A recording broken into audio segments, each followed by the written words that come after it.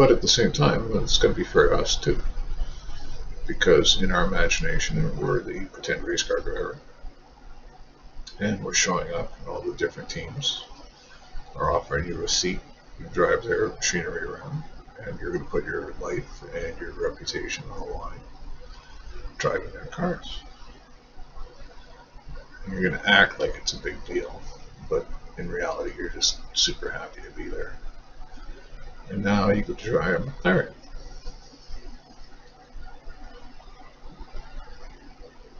Which would be just amazing.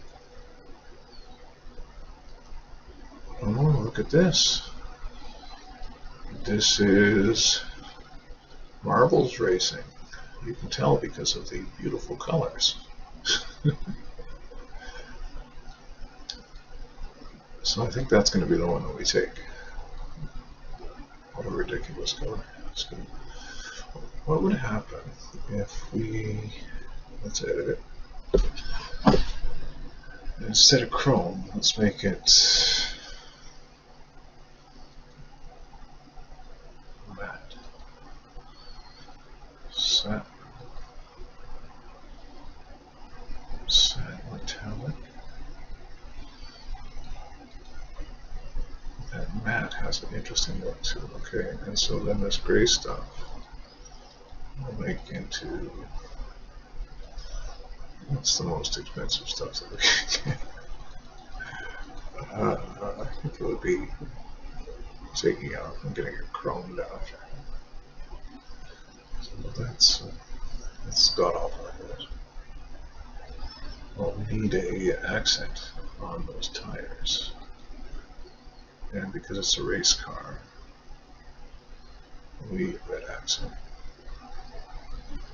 Okay, let's try that one. Let's see if we can make that bigger and fatter. Look nice. Anyways, yes, we'll save that.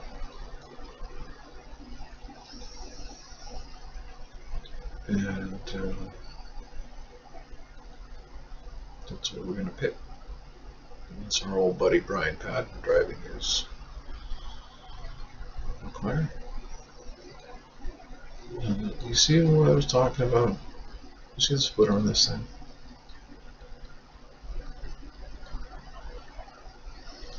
It's got this little winglet here. But this is much more of like a barge board, you know, on a F1 vehicle. There's this flat surface, whereas the other one, all this space was filled in. I think this is we're looking at in marvelous bunch of air ducting to get air to where it's supposed to be and to try and minimize it from going where it's not supposed to be. There's some brakes on this thing that would cost more than, man, I could probably pay my rent for a year off each one of those wheels. But that's we like that. We're very happy. So we've been to Donington with those other ones. We were fooling around in settings, and so we'll keep the speed a little bit more open park. We'll do that. What else can we do? It's 2 o'clock there. Let's change the time to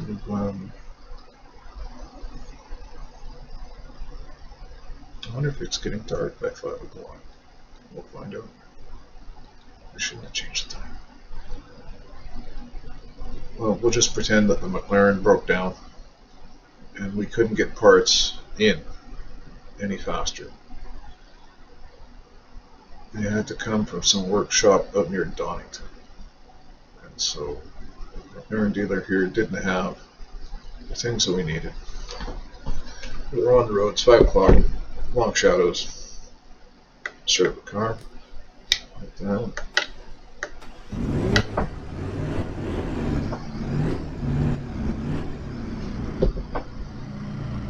Sounds like a Volkswagen? Yeah? No.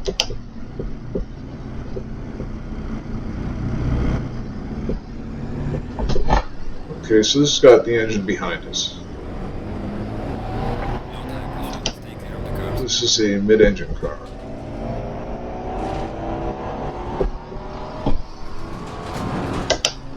So not really the same thing as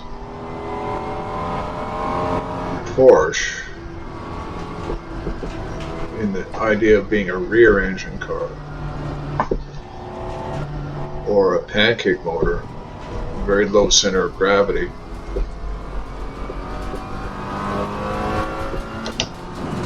So this car should be a lot more, it should not be a very car-y feeling car like the BMW, but it should also be an entirely different thing than a glorified 911 with the back end flopping around.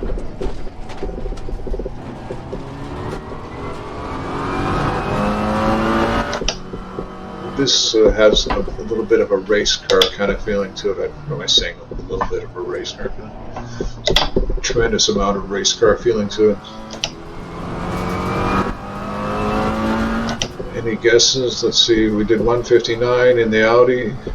No, we did 159 in the Vantage. We did 157 something. Oh, we did 160 in the Vantage. Let's not bullshit around. And we did 158 in the Audi. We did 157.7 or something. So let's just be honest. It's 158.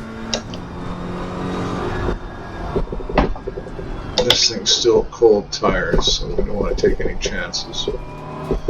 Well, they're coming up to temperature. We got 23 degrees, 23.7, 24.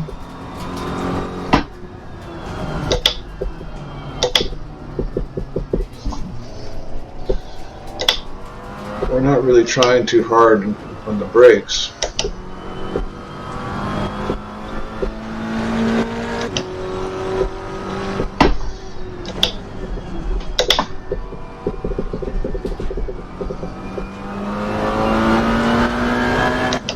Wow.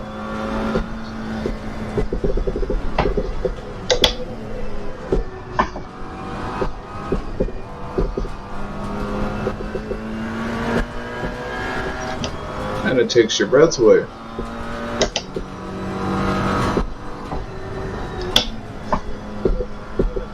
There's an awful lot of things you can pay attention to that are coming up. Really high rate of speed.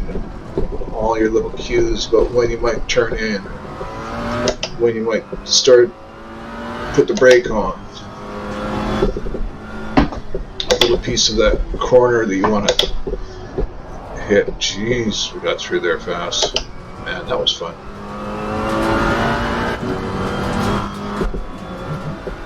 This feels like a place where it'd be easy to go into hot.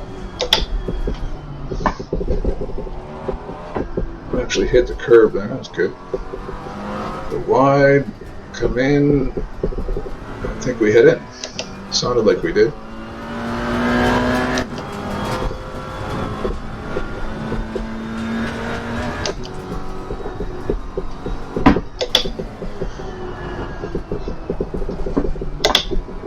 That was pretty conservative. It was pretty out of control too. I'm going to be ballsy and stay on the throttle in that corner,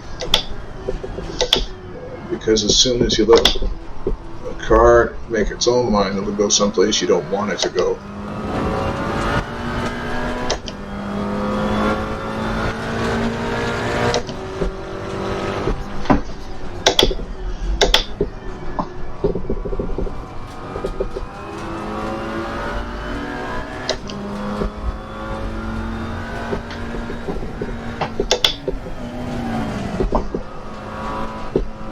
Probably go through there in fourth. I'm not too scared. I'm much too scared to be a race car driver, I think. I just don't have that disregard for keeping all my bodily parts in one contiguous skin bag with all the blood on the inside of me rather than scattered all over a racetrack. Thankfully, that's not much of an issue in the sim racing world. I guess you could do your wrist a caution your direct drive steering wheel goes off. It hasn't been an issue yet.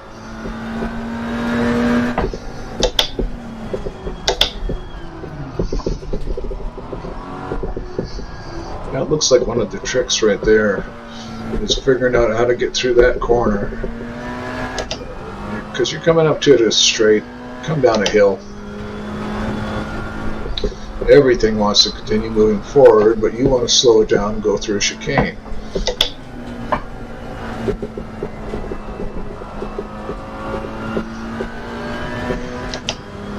I was still really tentative going through there. I didn't lose too much time, I don't think.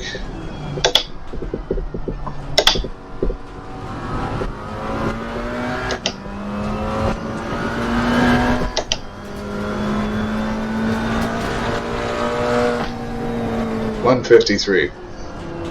Wow. Without really trying very much. And it went 6 seconds faster than those other cars.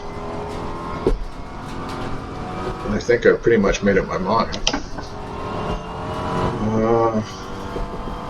Actually, just for fun, let's do a lap around here in the old Porsche Rooney. And we'll just treat it the same way, with the same default setup.